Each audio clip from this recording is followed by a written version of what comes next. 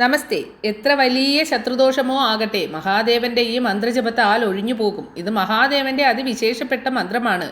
ഈ മന്ത്രം ഭക്തിയോടെ മഹാദേവനെ മനസ്സിൽ ധ്യാനിച്ച ശേഷം ദക്ഷിണാമൂർത്തിയെ ഗുരുവായി സങ്കല്പിച്ച് കാലത്ത് 11 തവണയും വൈകിട്ട് 11 തവണയും ജപിക്കുക. ഈ മന്ത്രം ഇപ്രകാരമാണ് ജപിക്കേണ്ടത്. ഓം നമോ ഭഗവതേ പ്രളയകാലാഗ്നി രുദ്രായ ദക്ഷാധ്വര ധ്വംസകായ മഹാശരഭായ മമ ശത്രുഛേദം കുരു കുരു സ്വാഹ. ജീവിതത്തെ മാറ്റുന്ന ശിവവചനങ്ങൾ കൂടി പറയാം. കഷ്ടകാലങ്ങളിൽ ശിവനാമം ജപിക്കൂ, ഹൃദയത്തിൽ കരുത്തു നിറയും. ശിവനെ വിശ്വസിക്കുന്നവന് എല്ലാറ്റിനും മറുപടി കാലം തന്നെയാകും നൽകുക. ശിവനെ ഓർക്കുന്നവൻ്റെ ജീവിതം ഇരുട്ടിൽ പോലും പ്രകാശിക്കുന്നു.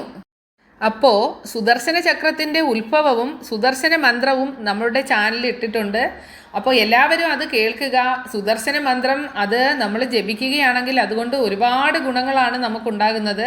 അതേപോലെ തന്നെ ചോറ്റാനിക്കര ദേവി ക്ഷേത്ര മാഹാത്മ്യത്തെക്കുറിച്ച് 3-ാമത്തെ ഭാഗം വരെ നമ്മുടെ ചാനലിൽ ഇട്ടിട്ടുണ്ട്. 4-ാമത്തെ ഭാഗം ഉടനെ തന്നെ വീണ്ടും ഇടുന്നതാണ്. അപ്പോൾ എല്ലാവരും ഇതെല്ലാം കേൾക്കുക. കേട്ടതിന് ശേഷം നിങ്ങളുടെ അഭിപ്രായങ്ങൾ കമൻറ്റിൽ പറയുക. അപ്പോൾ എല്ലാവരെയും ഭഗവാൻ അനുഗ്രഹിക്കട്ടെ.